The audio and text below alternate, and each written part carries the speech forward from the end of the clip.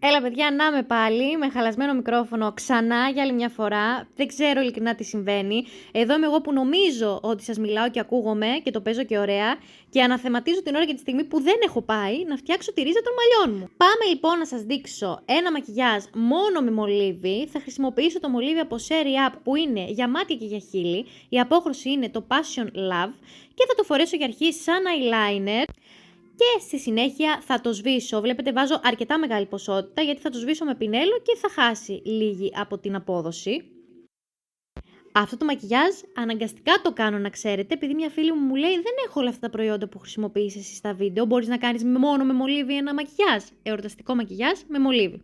Πάρ' το φιλενάδα μου, σβήνω λοιπόν από έξω προς τα μέσα το μολυβάκι μου και θα συνεχίσω την ίδια διαδικασία μέχρι να έχω την ένταση που θέλω. Το συγκεκριμένο μολύβι είναι και για μάτια και για χείλη. Δεν είναι μολύβι χιλιών το οποίο βάζω στα μάτια, όχι ότι θα πάθετε κάτι. Απλά καλό είναι να χρησιμοποιήσουμε ένα μολυβάκι το οποίο θα είναι και για μάτια γιατί θα μπούμε πολύ μέσα στην υγρή περιοχή. Μπορείτε να το κάνετε και με καφέ μολυβάκι και με μαύρο μολυβάκι. Εγώ επέλεξα αυτή την απόχρωση γιατί ήθελα και κάτι διαφορετικό. Μαύρα και καφέ σας έχω δείξει. Αφού λοιπόν έχω χτίσει πάρα πολύ καλά βάζοντας μολύβι και σβήνοντας με το πινέλο μου, το ίδιο θα κάνω και στις κάτω βλεφαρίδες, πατάω πολύ έντονα και το ίδιο θα κάνω και στην εσωτερική πλευρά του ματιού. Απλά το κάνω τμηματικά γιατί δεν θέλω να μου στεγνώσει το μολυβάκι μου και μετά μπορεί να μην σβήνει και να μου κάνει μπαλώματα, οπότε σιγά σιγά βήμα-βήμα. Εδώ σας τονίζω ότι πρέπει να ανεβάσετε λίγο πιο πάνω τη σκίαση αν έχετε κουκουλωτά βλέφαρα, γιατί όσο πιο κενό αφήσετε αυτό το σημείο, τόσο πιο κουκουλωτά θα φαίνονται τα μάτια σας. Αν έχετε νοδικά μάτια και όμορφα αμυγδαλωτά και μεγάλα, δεν χρειάζεται να το κάνετε αυτό το βήμα, μπορείτε να το παραλείψετε. Επίσης να ξέρετε ότι από κοντά είναι πολύ πιο έντονα τα μακιγιάζ. Με έβγαλε μια φίλη μου χθες φωτογραφία από iPhone, γιατί εγώ δεν έχω iPhone προφανώς, και το μακιγιάζ ήταν πάρα πολύ έντονο, ενώ εδώ στην κάμερα δεν γράφει τόσο.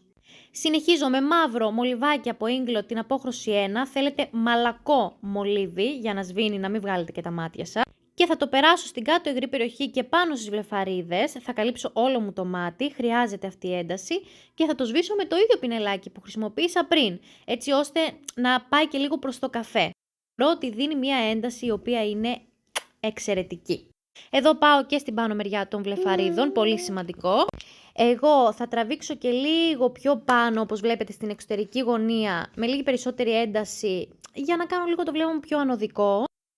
Πάντα με κινήσεις από έξω προς τα μέσα και θα συνεχίσω και στο σημείο του βλεφάρου μου που σας είπα που κάνει το κουκούλωμα, έτσι ώστε, αυτό που κάναμε και πριν δηλαδή, έτσι ώστε να μην φαίνεται τόσο πρισμένο το βλέφαρο. Καθαρίζω με ένα beauty blender και λίγο concealer, ελάχιστο γιατί έχω φορέσει πούδρες. Και σε αυτό το μακιγιάζ τη μάσκαρα τη θέλουμε με το κιλό πάνω και κάτω, πατήστε να βρωμίσετε ουσιαστικά το look. Χρησιμοποιώ το ίδιο μολυβάκι στα χείλη για περίγραμμα, δηλαδή αυτό το μακιγιάζ ρε παιδιά ειλικρινά είναι με 2 μολύβια. Και αφού το περάσω όλο στα χείλη μου ως περίγραμμα θα το σβήσω με ένα καθαρό πινέλο. Γιατί δεν το θέλω τόσο γραμμικό, επειδή θα βάλω lip gloss από πάνω και δεν θα βάλω κραγιόν, θέλω να είναι λίγο πιο απαλά τα τελειώματά του. Και θα χρησιμοποιήσω για χιλιοστή φορά τα Nourishing Lip Gloss από MUA. Είναι η απόχρωση Ethereal, έχει ένα ροζ υποτόνο, ροδακινό ροζ θα τον έλεγα. Και θα το εφαρμόσω σε όλα μου τα χείλη. Και αυτό ήταν παιδιά. Δεν θα κάνω κάτι άλλο, νομίζω ότι δεν ξέρω πόσο πιο εύκολο μακιγιάζ να σας δείξω. Εγώ καταλαβαίνω ότι μπορεί να μην έχετε τα προϊόντα που σας δείχνω σε κάθε βίντεο, αλλά νομίζω ότι η ουσία είναι να παίρνετε έμπνευση από αυτά. Νομίζω ότι τώρα μολυβάκια έχετε όλες και δεν είναι απαραίτητο να χρησιμοποιήσετε τα ίδια μολύβια που χρησιμοποιώ εγώ στο βίντεο. Ελπίζω να σας άρεσε και εμείς θα τα πούμε αύριο. Φιλιά πολλά!